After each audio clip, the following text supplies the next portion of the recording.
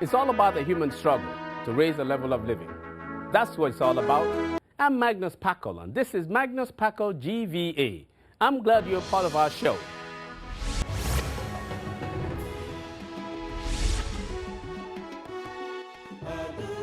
Nations, states, communities, and organizations that follow institutional processes and order tend to be more successful than those that do not. A system encourages high levels of productivity if it has law and order and the rule of law. Notice that there is not much productivity or a sense of certainty about anything among animals in the wild. In the wild, anything can happen at any time, and every creature there knows this and must constantly be on the watch. Security from harm is uncertain, and no meal is assured. For example, the deer must run faster than the lion to avoid being the lion's food, and the lion must run faster than the deer to make the deer food and avoid starving. There is no law against this in the wild. The animals of the wild are unable to have a meeting where they decide to come together with rules and ordinances for healthy community living. In fact, a primary distinguishing feature between the animal and the human kingdoms is the establishment of law and order and institutional processes that determine how we live together for our common good. Most important in this is how we choose our leaders and how they shall govern us. There are societies where the institution has been established that we will adopt a monarchy and be ruled by a king or queen.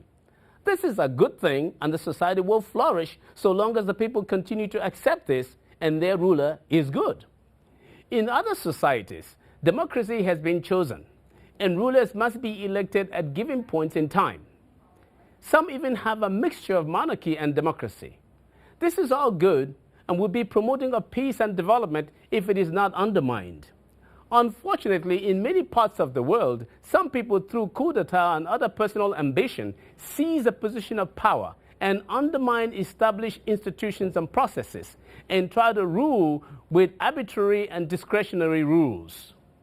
Countries that have excessive volatility, chaos, and unpredictability in the way they choose their leadership would hardly be successful, and the people, along with their foreign friends, must sooner or later intervene to revert to established procedures and institutional processes in order to avoid certain calamity. With this, we applaud President Abdoulaye Wade, who in the runoff elections held on the 25th of March 2012 in Senegal, conceded defeat to Macky Sall after previously trying to use just about every means to stay in power against the wishes of his people. The recent Arab Spring has shown to leaders that the days of dancing perpetually in one place are gone. Leaders must learn to understand when the music has stopped and go look elsewhere where new good music may be started. In view today, Grouping Africa for Development. But up next, in our Hidden Economics, why are short people loud?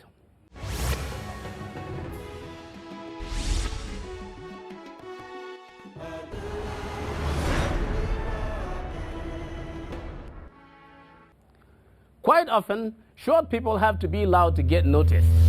All things being equal, the big and tall guy usually gets the leadership or supervisor position. This is because they have a good amount of volume, and people put a lot of premium on that volume. They believe it has to be worth something. Not ruling out other factors, there is great consideration given to volume. Indeed, most big people tend to have big voice volume. Check out opera maestros to confirm this. Apparently, volume has economic value. The short guy must do something so the size deficit will appear to be reduced when competing among people a little bigger. When a short man gets a little louder, he's trying to sound big. That's what he's doing. Raising your volume and done right can increase your value and bring you almost right up there in demand with the larger one, the one you're competing against. Next time you see a short guy being a little loud, if it doesn't bother you that much, let him just do his thing. He is trying to raise his economic value and is good for his pocketbook. Our Hidden Economics for you.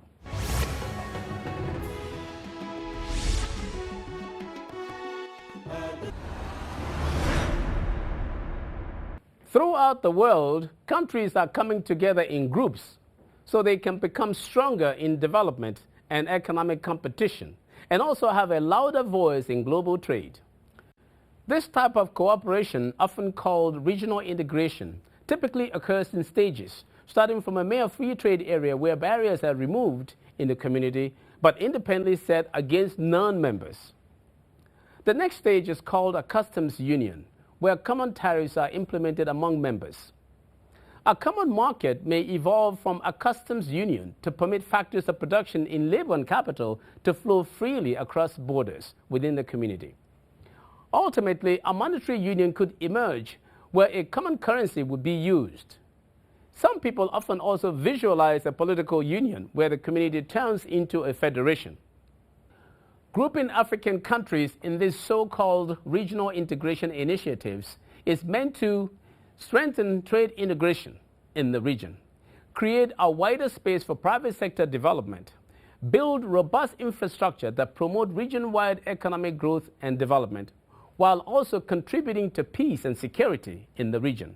A regional economic community is also aimed to develop an inclusive civil society to strengthen the region's interaction with other regions of the world. Around the world, over 40% of world trade occur within regional groups, as integration of neighboring economies is expected to spur greater efficiency, productivity, and competitiveness by reducing costs and risk of trade and investment. The small size and primary production structure of the typical African economy provides the rationale for pursuing regional integration. Hopefully, Africa's increased focus on regional integration as a strategy for achieving sustainable economic growth and development will force it to strive to become more competitive globally. How can regional economic integration help Africa to be economically competitive? Recently, I had a discussion with His Excellency, the High Commissioner of Tanzania to Nigeria, Dr. Msuya Waldi Mangachi. Dr. Mangachi holds a PhD in regional integration from the University of Addis Ababa. He has written this book titled Regional Integration in Africa, the East African Experience. Now, please join us in our discussion with Dr. Mangachi.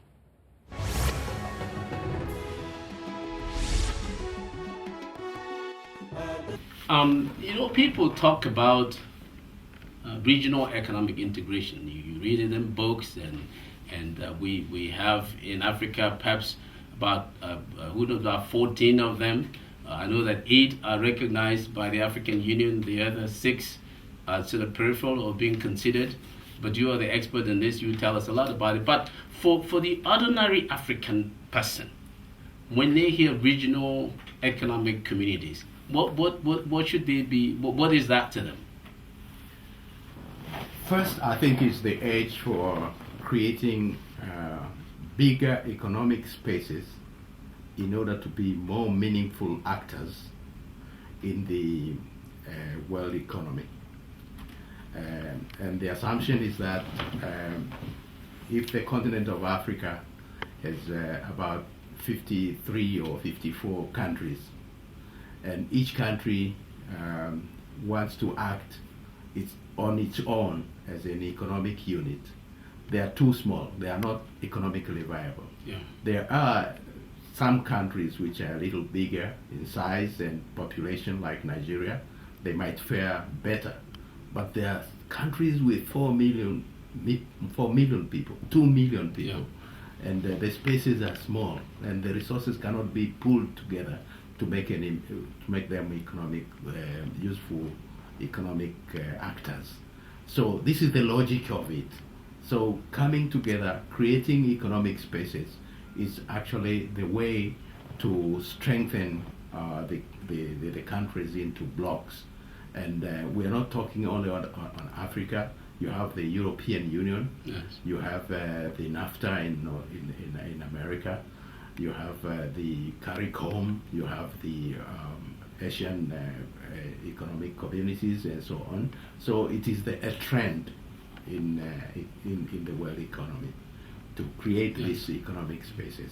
Your Excellency, when you did your book, when you started working on your book, what made you want to look at regional economic groups? Was that what drove you to try to look at that? Well, first it is the the need, if you look at the objectives of the African Union of trying to create integration on a continental level, and how do you go about doing this? People want to know the benefits of it, but also to look at the evolution of the existing regional economic communities.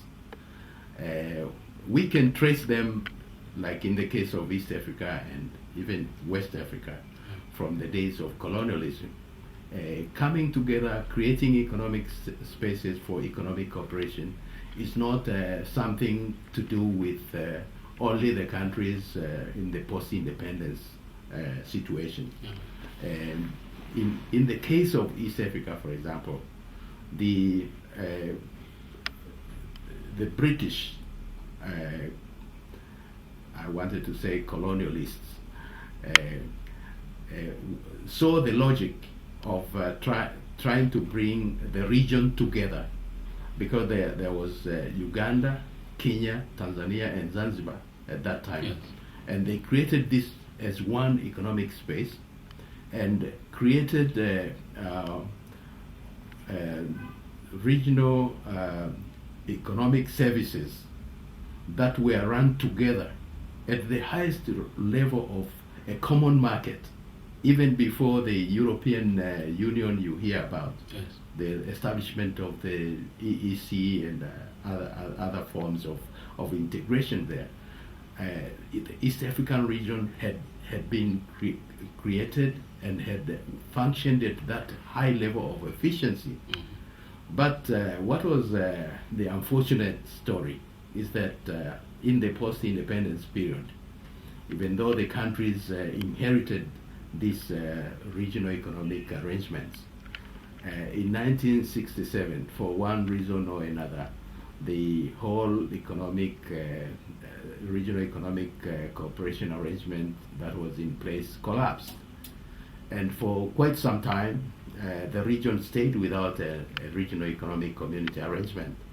But then the countries, realizing the advantages of regional economic cooperation, revived the East African community again in the year 2000.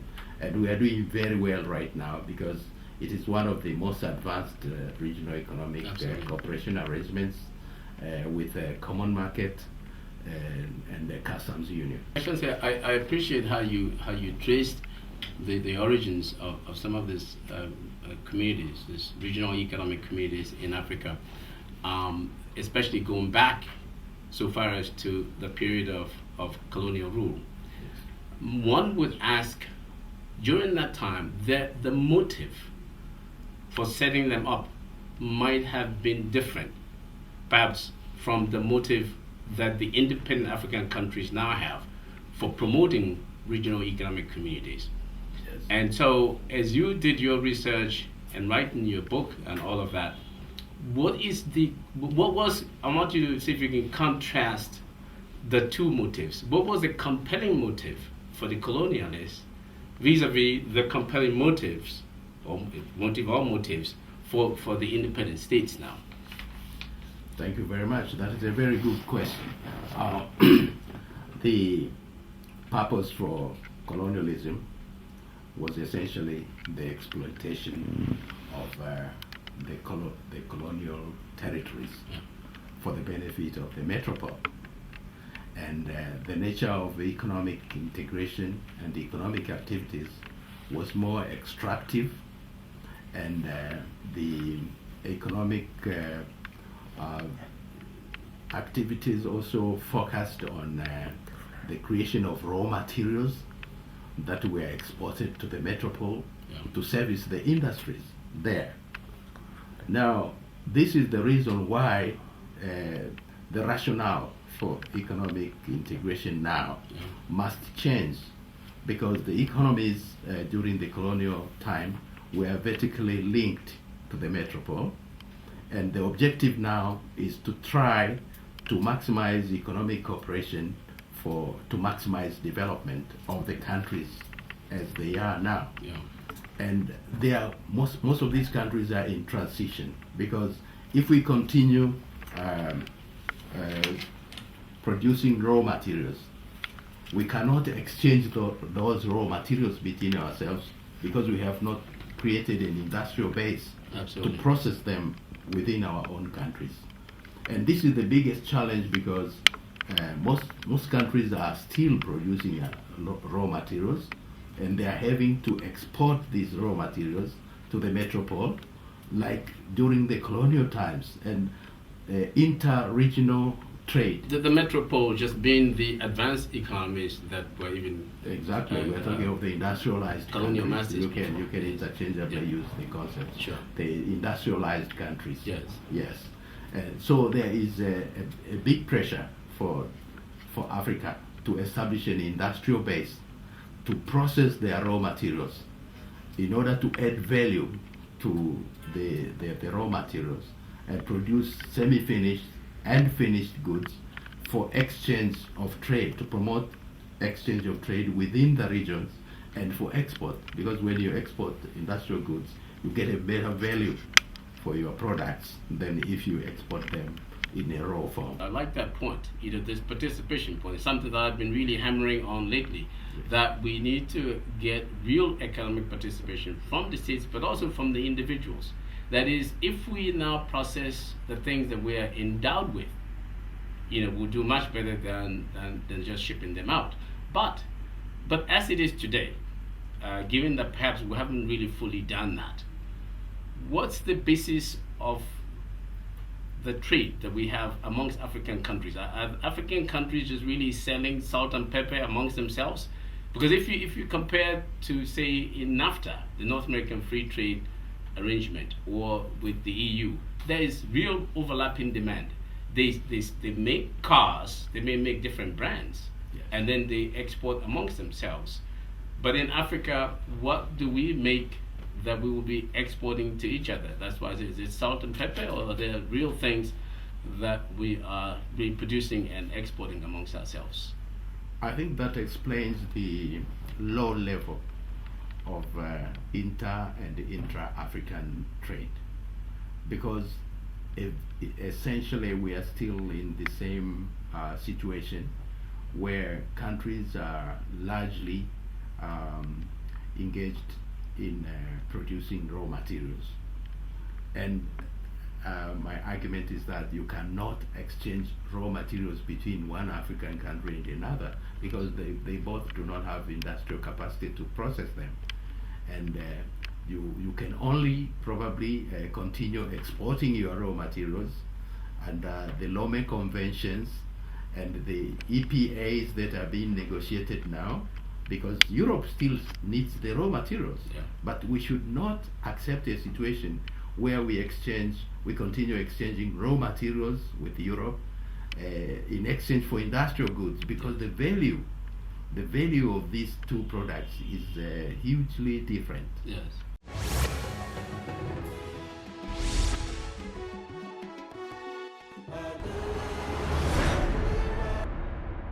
Since the early 1960s, African states have been encouraged to combine their economies into sub-regional markets. We want to group African countries to speed economic development. But let me put it bluntly, the evidence shows that Africa has not achieved much with regional economic integration.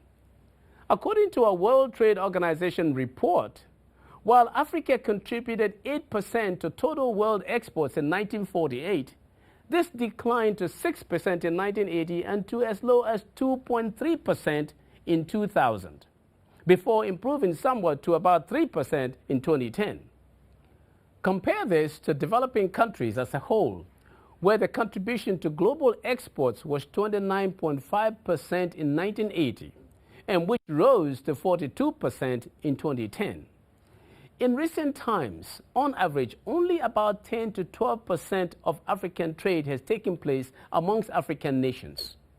Trade among Latin American countries is 20% of total. It is 46% of total in Asia and over 65% of total among European countries. Between 2000 and 2009, intra-regional imports average under 10% in every regional economic community in Africa, with the Economic Community of Central African States, ECCAS, showing less than a 2% share of total imports. Africa imports more than 90% of its goods from outside the continent and can barely afford the goods that are of premium quality. This will need to change. It has to change. 80% of Africa's exports, which are mainly raw materials and natural resources, are still destined for outside markets at typically very low prices, with the European Union and the United States accounting for more than 50% of the total. I think that for Africa, any regional blocs should aim to attract foreign direct investments, which typically come with the ability to build capacity amongst workers and local institutions. Africa cannot just sell and deplete its raw materials for little or nothing and turn around to buy processed goods made with them at cutthroat and unaffordable prices. Now, this is what Africa must do. To buy raw materials, the buying countries must also set up shop in Africa to process an equivalent amount of the raw materials. The basis of Africa's trade must be its endowments. Africa has to join the rest of the world in exchanging processed goods. What is happening among advanced economies is overlapping demand. They essentially exchange similar processed or manufactured goods, except that they are of varying brands, as with cornflakes, Cheerios, Honda, Mercedes, Toyota, LG, Samsung, Philips, and so on. The story is this: if you do not sell, you cannot buy.